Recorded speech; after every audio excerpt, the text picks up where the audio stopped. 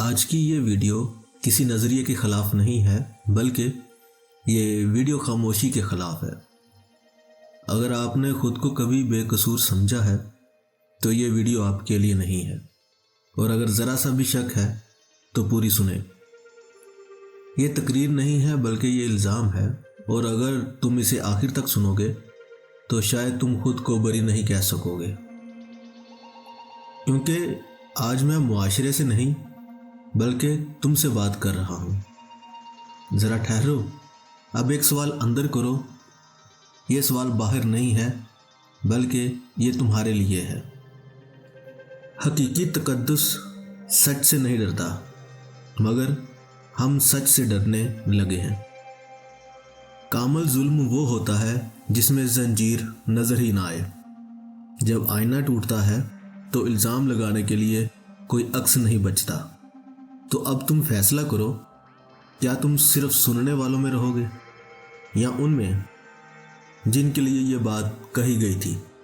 کیا تم نے کبھی غور کیا ہے کہ سب سے زیادہ قائل کرنے والا جھوٹ اکثر سب سے زیادہ مقدس لباس میں لپٹا ہوتا ہے؟ وہ چیختا نہیں، وہ دھمکاتا نہیں، وہ مسکراتا ہے، اخلاقی زبان بولتا ہے، اور پاکیزگی کی علامتیں اس طرح اوڑھ لیتا ہے کہ تم سوال کرنا بدتمیزی سمجھنے لگتے ہو۔ یہی ہے وہ پاکیزہ چہرہ۔ وہ جانتا ہے کہ انسان انصاف سے پہلے ظاہری تقدس پر یقین کرتا ہے۔ لوگ دلیل سے نہیں جھکتے، وہ علامت سے جھکتے ہیں۔ کون سی علامتیں ہیں؟ یعنی امامہ، وردی، خطاب، نعرہ، روایت، یہ سب دلیل کا نعم البدل بن جاتے ہیں۔ پاکیزہ چہرہ کیا ہے؟ تم سے ثبوت نہیں مانگتا، وہ تم سے عقیدت مانگتا ہے، اور جس دن تم نے عقیدت دے دی اسی دن سوال جرم بن جاتا ہے، اور سچ آہستہ آہستہ گلنے لگتا ہے۔ اب ذرا اس چہرے کے پیچھے دیکھو، وہاں ایک سچ ہے، چیختا نہیں، بدصورت ہے، دبایا ہوا ہے۔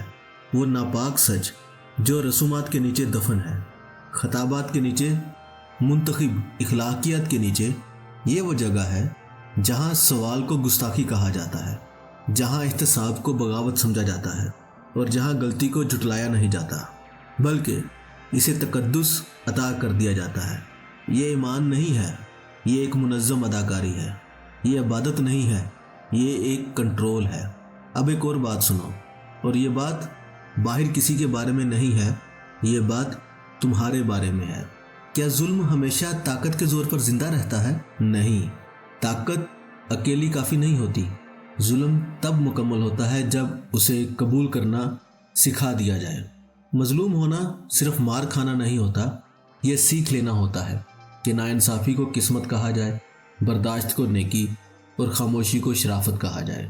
یہ ایک فن ہے، سکھایا جاتا ہے، دہرایا جاتا ہے، نسل در نسل منتقل کیا جاتا ہے۔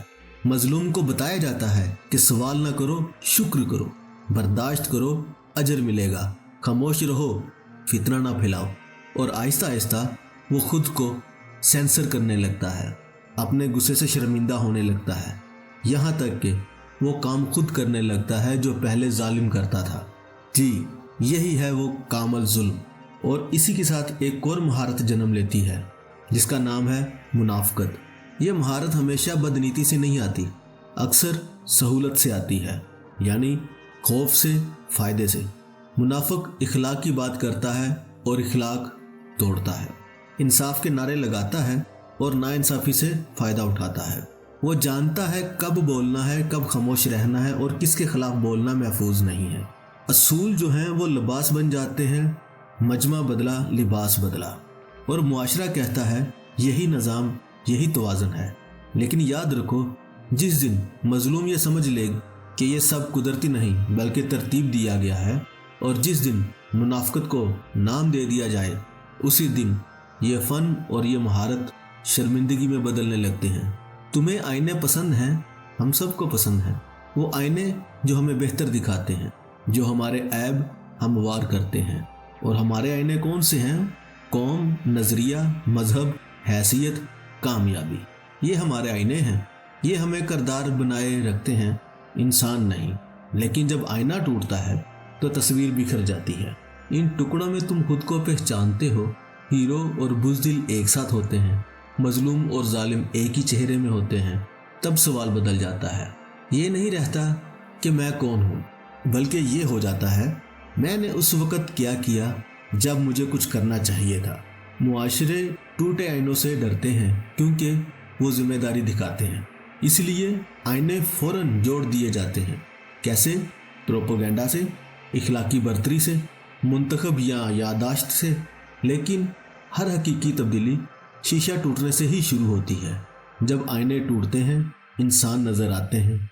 अब सबसे सख्त सवाल ये है कि क्या वाकई एक बच्चे की कीमत उसके वालिदैन की जेब से तय होनी चाहिए? हम बराबरी की बात करते हैं, हम तालीम बेच देते हैं। एक बच्चा खुद इत्मीनादी सीखता है और दूसरा हदें। एक को दरवाजे नज़र आते हैं तो दूसरे को दीवारें। ये इत्तेफाक नहीं है बल्कि ये इंतखाब है। और जो मुआशरा उम्मीद को खरीदो फरोख्त की चीज़ बना ले, वो मुस्तकबिल नहीं बनाता, वो आने वाला कल गिरवी रख देता है। और अब मेरा एक और सवाल कि क्या तुम अपने हीरोज़ पर सवाल करने की हिम्मत रखते हो? हम अपने बुत चमकाते हैं और दूसरों के बुत तोड़ते हैं। एक ही हमल, एक तरफ कुर्बानी, दूसरी तरफ जुर्म बन जाता है। असल खतरा ये नहीं कि हमारे हीरोज़ में खामियां हैं, असल खतरा ये है कि हम उन्हें देखने से इनकार करते हैं, क्योंकि हीरो इंसान होते हैं और इंसान होने का मतलब है जिम्मेदार होना। तो फैसला तुमने करना है, क्या तुम सिर्फ सुनने वालों में रहोगे या उनमें जिनके लिए ये बात कही गई।